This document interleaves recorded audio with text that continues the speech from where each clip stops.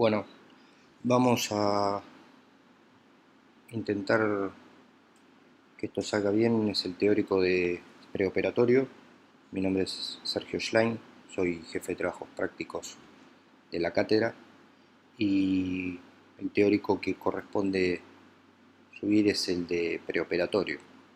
Así que como siempre, y cuando uno comienza con un tema nuevo y distinto, la idea es obtener una buena definición del, del tema. Y la definición de preoperatorio, si bien es cierto, es muy variable. Uno lo define como el tiempo que transcurre desde que el cirujano decide realizar una operación hasta el momento real en que la realiza. Y si uno analiza este término, entonces se dará cuenta muy fácilmente de que ese tiempo es muy variable. Eh, es o puede ir desde minutos u horas hasta meses, y esto va a depender de un montón de factores, como por ejemplo la patología a tratar, el estado del paciente, el estado previo que trae el paciente. ¿Mm? Y es este tiempo en el que uno intenta realizar lo que se denomina el riesgo quirúrgico. Y esto es tan sencillo como balancear cuáles son las ventajas que nosotros le podemos ofrecer al paciente con la operación, eh, versus o poniendo en el otro extremo de la balanza cuáles son los daños que nosotros le vamos a generar o cuáles no serían tantos beneficios que le podamos dar con la operación que le vayamos a hacer, entendiendo que cada vez que uno somete a un paciente a cirugía, lo que está haciendo es generarle un riesgo o un daño, ¿eh? En cierta manera, que uno deberá ver si ese daño es mayor o menor que los beneficios que le puede aportar. Es este tiempo también de preoperatorio en el que uno tiene que eh, definir prácticamente cuál es la urgencia de la cirugía que debemos realizar. Para eso también tamizamos una serie de cosas, y lo que pensamos en estos momentos es los beneficios reales de la cirugía para la patología del paciente. ¿Qué pudiera pasar si uno eh, no opera a ese paciente y lo pone en un tratamiento no operatorio? Y en esto, ¿qué pasaría si nos podemos tomar un tiempo y demorar el diagnóstico para definir al paciente finalmente operándolo o no? Entonces, bueno, de todo esto que pensamos y que tamizamos surge la urgencia de la operación. A veces es muy sencillo y no debemos pensar mucho para definir urgencias, y no cabe ninguna duda que esto que presentamos acá es una urgencia y este paciente va a ir a quirófano rápidamente. De hecho, la foto que se presenta está en la camilla de quirófano, entonces no hay casos que son muy claros desde el comienzo. Pero bueno, hay otros muchas veces, como el que se presenta acá, que es el del politraumatizado con un hematoma en el vaso. Se ve claro, un hematoma esplénico, que bueno, a veces si no tiene mucho líquido en la cavidad, si el paciente está clínicamente compensado, bueno, nos permite jugar un poco con el tiempo de llevar este paciente a quirófano y nos podemos demorar un poquito más. Como decíamos entonces, eh, este preoperatorio, este tiempo preoperatorio depende de un montón de cosas, eh, y todas esas cosas las podemos enumerar, como por ejemplo son la naturaleza y la duración de la enfermedad. O sea, no es lo mismo, por ejemplo, en un paciente de un cáncer de colon que lleve 2 años de evolución y que durante estos 2 años el paciente se haya ido demasiando, y llegue al momento entonces de la cirugía con un performance que no es el mejor. Esto habla de un curso crónico que seguramente va a ir en contraposición a otro paciente que llegue un poco más agudo, por ejemplo el paciente con apendicitis aguda, donde no debe estar tan repercutido en su estado general en comparación con aquel del cáncer de colon. La presencia de enfermedades subyacentes es otra cosa que nos puede modificar este tiempo de preoperatorio, la edad de los pacientes, el estado nutricional previo, lo que decíamos por ejemplo en el paciente con el cáncer de colon. Entonces, esa emaciación, esa pérdida de peso, todo eso nos va a generar algún evento seguramente contradictorio en el posoperatorio con resultados que no son buenos si nosotros no nos tomamos un momento o un tiempo para compensar a ese paciente desde lo nutricional. Entonces esto hace variar un poco ese tiempo de preoperatorio. El tipo de intervención que uno planea a veces también hace jugar estos tiempos, el tipo de anestesia que va a utilizar, la urgencia que pueda tener el procedimiento. Y ahí en el final hablan de dos puntos que muchas veces se dejan para el final y por esto se menosprecian, y esto no debiera ser así. La experiencia del equipo quirúrgico y los recursos hospitalarios son factores decisivos y que van a hacer por ahí modificar estos tiempos de preoperatorio. No es lo mismo un equipo quirúrgico entrenado en una patología que aquel que la vas a resolver por primera vez. El equipo quirúrgico que no domine la cirugía laparoscópica, por ahí selecciona mejor los pacientes, va a pensar en una cirugía mucho más corta que aquel que lo va a hacer por primera vez, y esto de hacerlo por primera vez a veces nos hacen demorar mayores los tiempos, entonces no es lo mismo una cosa que la otra. Los recursos hospitalarios lo mismo, no es lo mismo operar en un lugar como por ejemplo puede ser un hospital interzonal que operar en un hospital zonal o en un sanatorio privado. Todas esas cosas también modifican estos tiempos del preoperatorio. Es un tiempo este del preoperatorio en el que se ponen en juego y es en el momento donde entran a jugar las relaciones interpersonales. Es el tiempo en el que nosotros, los cirujanos, generamos la historia clínica del paciente. Es el tiempo que vamos a tomar contacto con el paciente, es el tiempo en el que vamos a generar una relación con el paciente. Es un momento especial, es un momento donde uno no debiera ni tomar apuros, ni perder la calma, ni escatimar tiempo en dar las explicaciones y ser puntual, por más que parezcan preguntas de poco sentido, redundantes, para el paciente eso significa mucho. Entonces es este tiempo en el que uno se debe detener. A veces si el paciente viene acompañado, bueno, a veces esto es mucho mejor porque uno o al paciente se le ocurren algunas preguntas o no se le ocurren algunas preguntas que por ahí al acompañante sí. Entonces son momentos que uno se debe tomar. El paciente es aquí donde nos autoriza, es el tiempo de la firma del consentimiento informado. Entonces esto uno lo tiene que tener en cuenta y se debe de tener en este tiempo de la confección de la historia clínica. Ahí hay un punto importante que dice que es un momento de equilibrio en la relación interprofesional. ¿Y esto qué quiere decir? Bueno, es raro, siempre les pongo el ejemplo de que un paciente vaya caminando por la calle, se encuentre con la placa de un médico o un consultorio de un cirujano y el paciente diga, ah, me tengo que operar la vesícula o la hernia inguinal que tengo, y entren a operarse. No, nosotros en nuestro trabajo como cirujanos muchas veces depende de la referencia que nos realiza otro profesional, como puede ser un médico clínico o un gastroenterólogo. Entonces, el paciente ya viene con una visión de otro profesional sobre el procedimiento, sobre los días de que va a tener que estar en reposo, sobre la calidad del procedimiento que se va a realizar.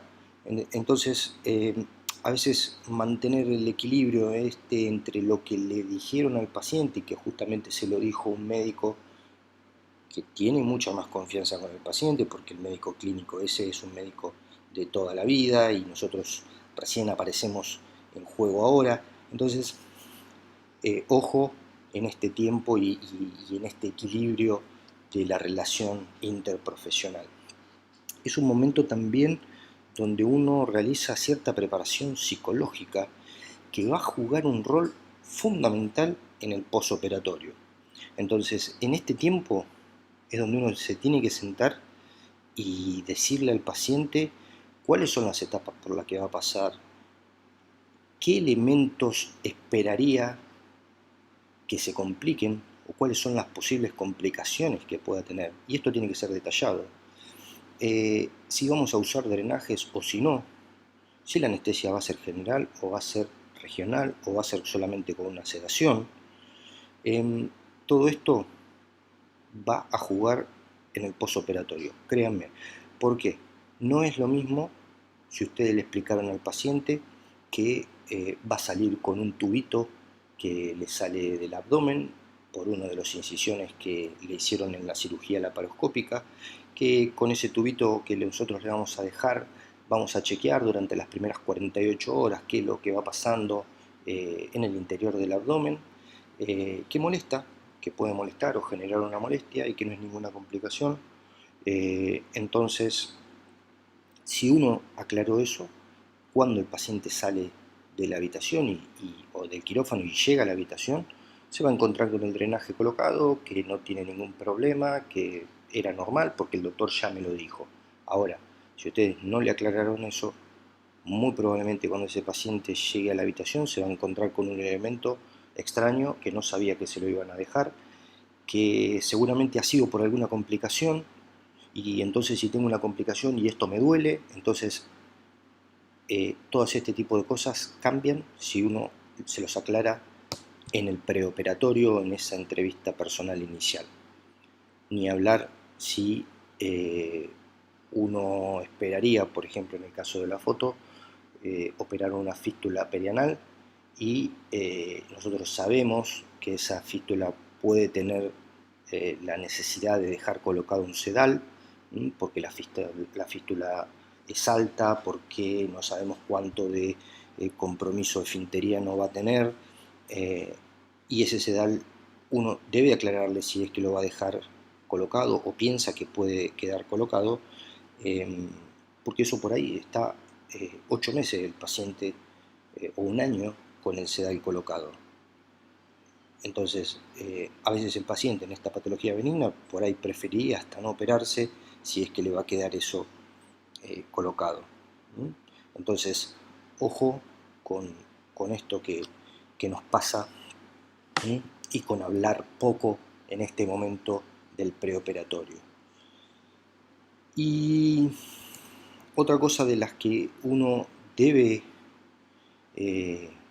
alejarse son de las frases ambiguas. Uno tiene que ser claro, y más todavía si lo que va a generar con la técnica quirúrgica va a ser alguna deformación o va a afectar algún elemento sensible del paciente.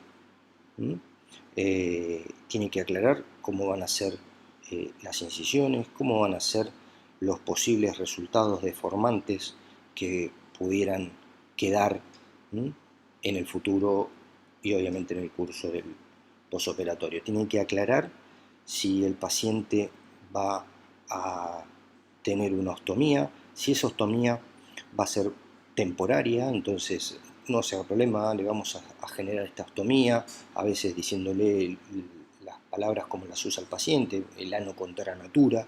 Esto va a ser temporal, lo va a tener 2 meses y al cabo de 2 meses va a necesitar una reintervención donde le vamos a cerrar ese ano contra natura. O si es en forma definitiva, que sepa que de ahí en adelante el paciente va a tener sus deposiciones a través de esa colostomía que va a ser terminal. O si vamos a hacer una amputación peniana, como sé que está en la foto, o le vamos a hacer una amputación abdominoperineal, vamos a borrar el perineo del paciente y en forma definitiva va a tener deposiciones por una ostomía. Todas esas cosas el paciente las tiene que conocer. Entonces, entendido esto, después sí uno lo que hace es le llamamos valoración de órganos, y vamos a ir a revisar sistema por sistema. Inicialmente entonces vamos a hablar de la valoración pulmonar. La valoración pulmonar uno la empieza a realizar desde la historia clínica, entonces con la anamnesis, recabando datos sobre los antecedentes patológicos pulmonares, si el paciente fuma, si no fuma, a qué se dedica, cuáles son las actividades que hacen. A veces uno esto lo menosprecia. Siempre pongo un ejemplo muy característico. Nosotros en el hospital de Gonet estamos muy cerca de un polo industrial que generó mucha situación de empleo, como es la industria del vidrio. Berazategui, Florencio Varela, son lugares donde la industria del vidrio se ha desarrollado mucho por ahí en otros tiempos. Bueno, los pacientes que hoy tienen 60 o 70 años y que han trabajado en esa industria, en esa época de esplendor, lo que hacían era soplar el vidrio. Entonces, pacientes que vienen de esas zonas, trabajadores del vidrio, y en esa época sopladores de vidrio, padecen de algunas patologías asociadas a su profesión, como son la silicosis o la asbestosis, sobre todo silicosis, que uno por ahí cuando las lee en el libro dice, ¿quién va a tener una silicosis? Esto es una cosa que no se debe ver, y créanme que se ve un poco más de lo que todos creen. Entonces, a veces este elemento de la profesión no es un elemento menor, y uno lo tiene que valorar y ponerlo siempre en juego cuando analiza un preoperatorio. El examen físico con la auscultación es importantísimo. Vamos a solicitar igual además radiografía de tórax, entendiendo y sabiendo que una radiografía de tórax normal no excluye ninguna enfermedad respiratoria, y si uno sospechara de patología respiratoria va a ir en busca de algún elemento para mejor caracterizarla, y el primer elemento es la exploración del esputo pidiendo cultivo y algún antibiograma. También puede analizar la gasometría del paciente, y acá lo que hacemos es pedir la medición de los gases en sangre, pedimos la presión parcial de oxígeno, pedimos la saturación de oxígeno, la de dióxido de carbono, el pH, y tratamos de mensurar la relación ventilación-perfusión. Si así todo hiciera falta, vamos a pedir, insisto, en estos pacientes que sospechemos patología pulmonar, una espirometría. En la espirometría, que es un estudio sencillo, fácil de realizar, nos sirve para valorar la suficiencia ventilatoria.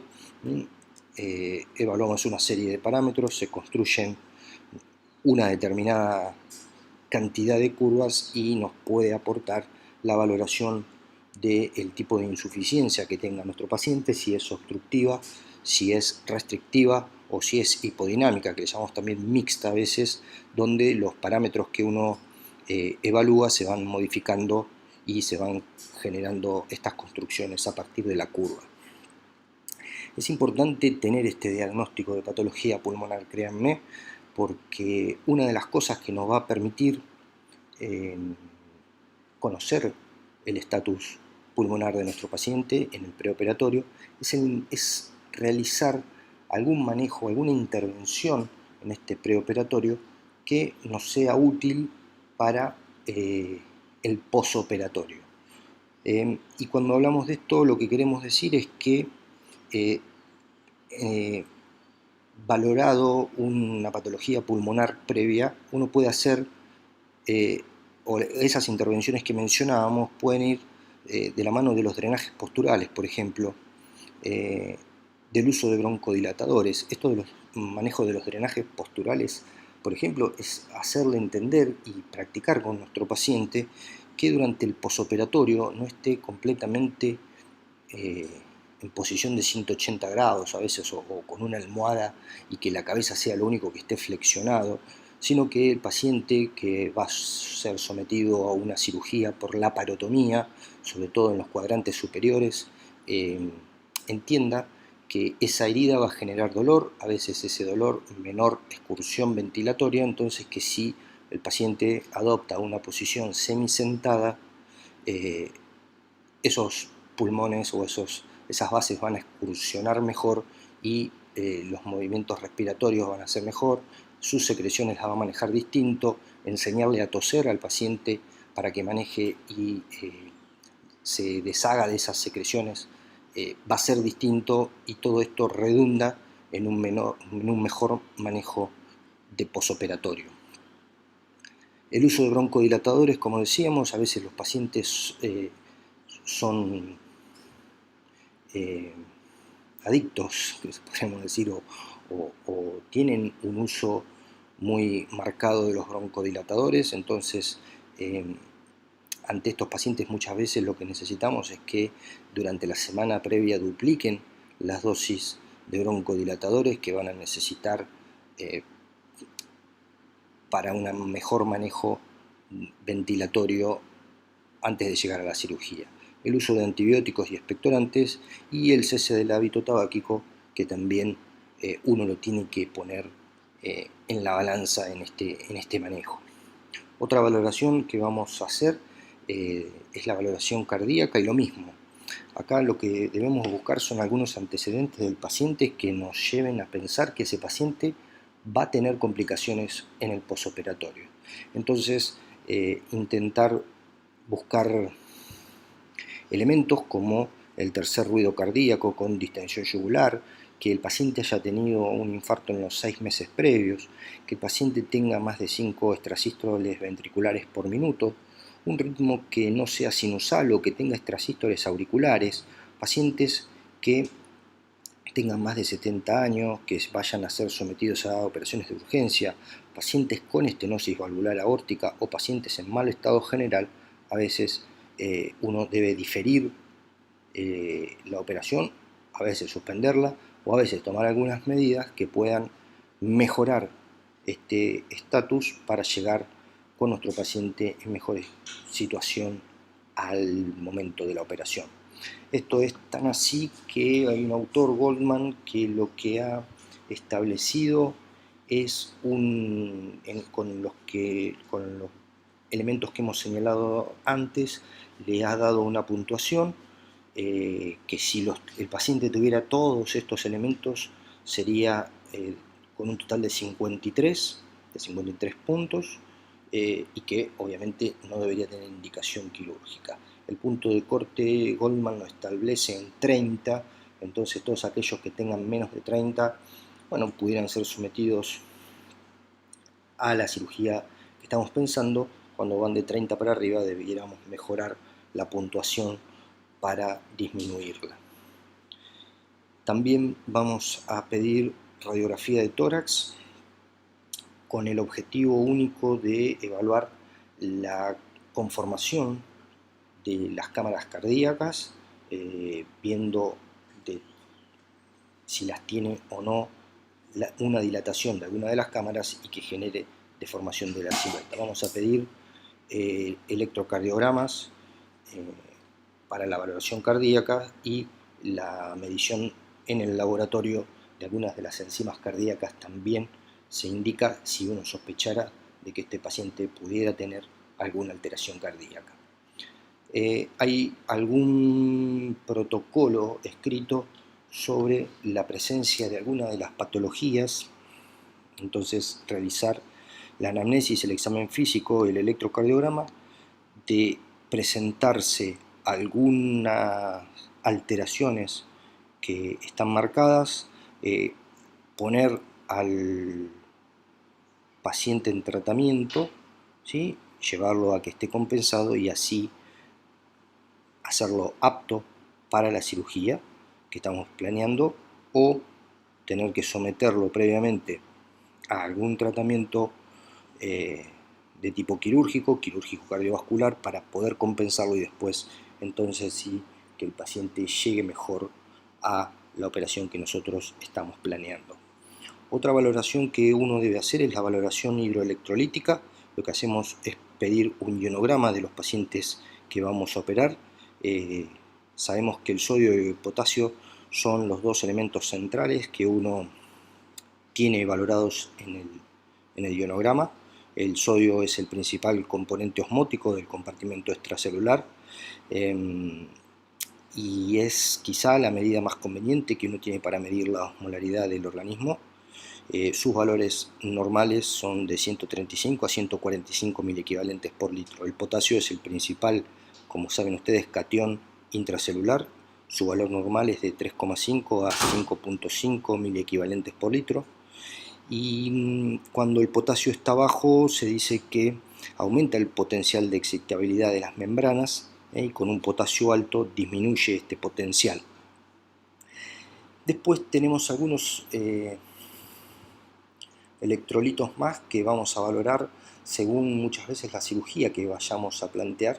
Entonces el calcio, que tiene valores normales de 4 a 5,5 miliequivalentes por litro, sabemos que el calcio lo manejan en cierta manera las paratiroides. Entonces, por ejemplo, en cirugía tiroidea, donde sabemos que vamos a hacer una tiroidectomía total o una hemitiroidectomía, y sabemos que las paratiroides están por detrás de la glándula tiroides y que muchas veces en el curso de la exéresis de la tiroides uno se lleva paratiroides.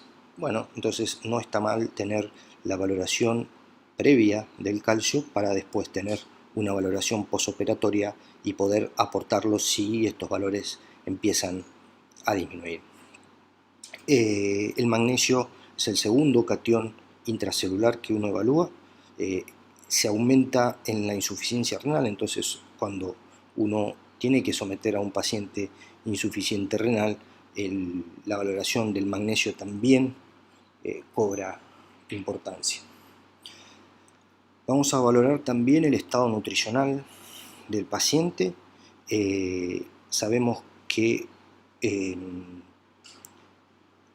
el estado nutricional contribuye a la morbimortalidad de los pacientes que vayamos a operar. Hay una marcada y bien demostrada relación entre el déficit proteico y la infección en cirugía. Hoy se ven muchos pacientes obesos que llegan a cirugía y sabemos que el obeso es un malnutrido, ¿sí? Y el obeso tiene, porque tiene mucho mayor incidencia de enfermedades como la diabetes y la hipertensión, entonces el obeso tiene complicaciones posoperatorias. Entonces, bueno, la valoración y la puesta en tratamiento de estos pacientes antes de operarlo redunda en mejores beneficios del posoperatorio. Para valorar el estado nutricional vamos a solicitar, después, aparte de la evaluación física del paciente, la albúmina y las proteínas totales. La albúmina, su valor normal es de 3,5 a 4,5. La transferrina es un muy buen indicador de déficit proteico agudo, porque la transferrina fija hierro. Entonces ese elemento se puede valorar, mensurar, y llegamos al diagnóstico entonces de déficit del estado nutricional. El recuento total de linfocitos también es un elemento que uno debe tener en cuenta. Entonces, ¿para qué nos sirve esto? Bueno, porque si tenemos un déficit en el estado nutricional, uno en este tiempo de preoperatorio lo que puede hacer es indicar o mejorar el estado nutricional de los pacientes. ¿A quiénes se los vamos a indicar? A aquellos que tengan un consumo inadecuado de proteína en las 3 semanas previas a la cirugía, aquellos pacientes que hayan perdido más del 10% del peso corporal, aquellos pacientes que vayan a ser sometidos a cirugía mayor y aquellos pacientes que no van a recibir alimentación posoperatoria. Sabemos que muchos pacientes, después del curso del posoperatorio, por ejemplo, van a estar 3 o 4 días sin comer. Si este paciente, por ejemplo, es un paciente con un cáncer de colon previo, que sabemos que tiene un déficit previo y a veces cierta emaciación, más el estrés quirúrgico, más los días que va a estar sin comer, bueno, estos pacientes tienen que recibir un aporte para una mejoría del estado nutricional. Y para hacer ese aporte lo que tenemos que conocer son algunos principios generales, que son cuánto consume, por ejemplo, un paciente adulto varón en reposo en el basal. Y bueno, estos son 20 a 30 calorías por kilo día.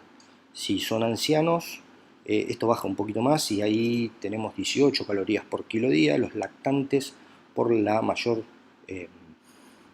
actividad metabólica, consumen o necesitan mucho más, y estos son 120 calorías por kilo día. Y de estos siempre, de estos basales, 0,45 gramos por kilo día deben ser de aporte proteico. Pero vean qué interesante esto, y es que algunas cosas aumentan la demanda calórica diaria. Por ejemplo, los pacientes sépticos, 5-8%, entonces casi 10% más debiéramos sumar del basal para aportarle a un paciente que cursa una sepsis. Los pacientes con peritonitis, 20 a 40% más. Los pacientes con fracturas mayores, 10 a 15% más.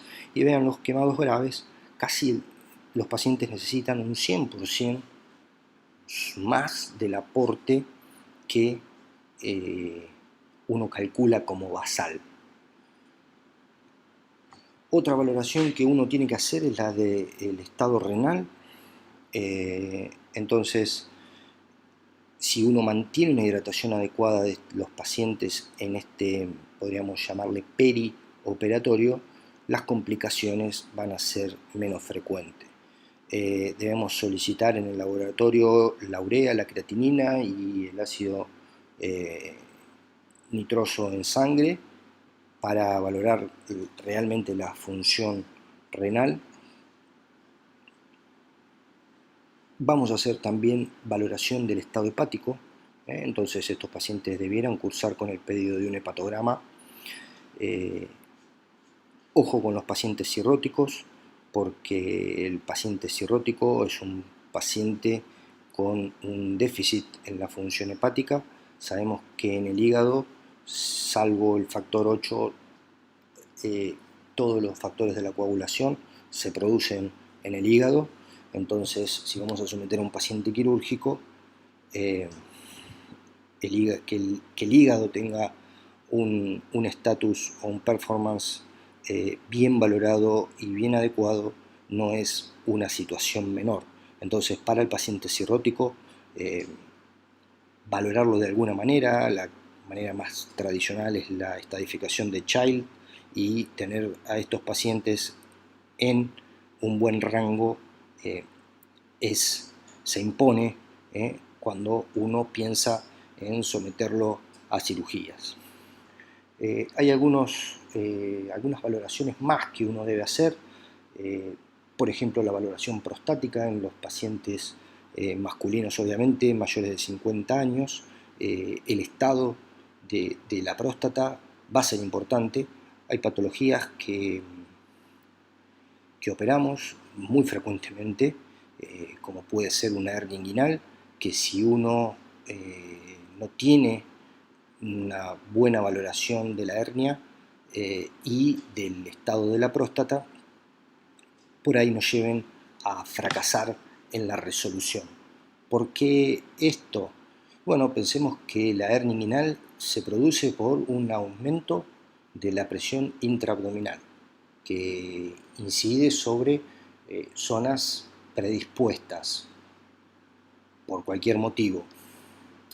Ahora, si ese paciente lo que hace es tener esfuerzos para comenzar y para desarrollar una micción adecuada, esfuerzos que a veces son inconscientes, bueno, el problema muchas veces está en eso, que el aumento de la presión intraabdominal los hace en forma inconsciente para vencer un stop o una dificultad que genera la próstata. Si nosotros no mejoramos el estado de la próstata, el paciente va a seguir haciendo esos esfuerzos y la presión intraabdominal va a seguir subiendo. Entonces vamos a operarle un síntoma al paciente. Estas hernias se llaman así, se llaman hernias síntoma, porque son un síntoma de una patología que tiene el paciente y no son una entidad primaria que nosotros debamos resolver.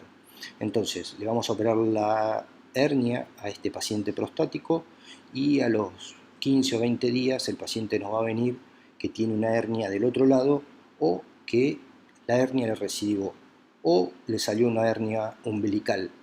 Vamos a operarle la hernia de ombligo y va a recidivar una de las inguinales o le va a aparecer una de las inguinales. Entonces no resolvimos el problema que tenía el paciente, le resolvimos el síntoma, uno de los síntomas, que era la hernia, pero la causa de la hernia no se la resolvimos y esto por ahí nos puede llevar a fracasar en nuestra intención quirúrgica definitiva.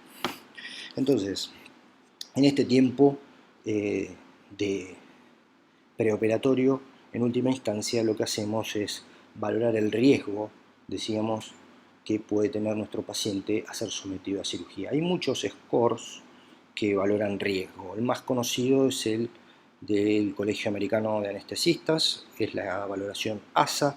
Esto nos muestra cuál es la clasificación del ASA. Los clase 1 son aquellos pacientes que no tienen trastornos psicofísicos, los de clase 2 son aquellos que tienen trastornos sistémicos leves o moderados que están causados por el motivo operatorio. Entonces, nuestro paciente que al momento de valorarlo en el preoperatorio tiene una taquicardia, esa taquicardia está o es producto de el cuadro séptico que tiene el paciente por la apendicitis que a nosotros nos consulta. Si le resolvemos la apendicitis va a resolver el cuadro séptico y el paciente cambia entonces de clase. Bueno, estos pacientes tienen posibilidad de llegar a quirófano y no hay ningún problema. Los pacientes ya de clase 3 son pacientes que tienen trastornos severos que no están causados por la operación que nosotros tengamos que hacer. Son pacientes, por ejemplo, con una cardiopatía, por una insuficiencia cardíaca congestiva. Los pacientes que están en la clase 4 son aquellos que tienen algún trastorno que atentan contra la vida. Estos pacientes no debieran llegar a quirófano, y los pacientes clase 5 obviamente son pacientes agónicos que tienen pocas posibilidades de sobrevivir y tampoco tienen indicación de llegar a quirófano. Así que bueno, espero hayan entendido todo esto y si tienen consultas nos las hagan a través de las plataformas y vamos a tratar de que puedan resolver este tipo de dudas. Gracias.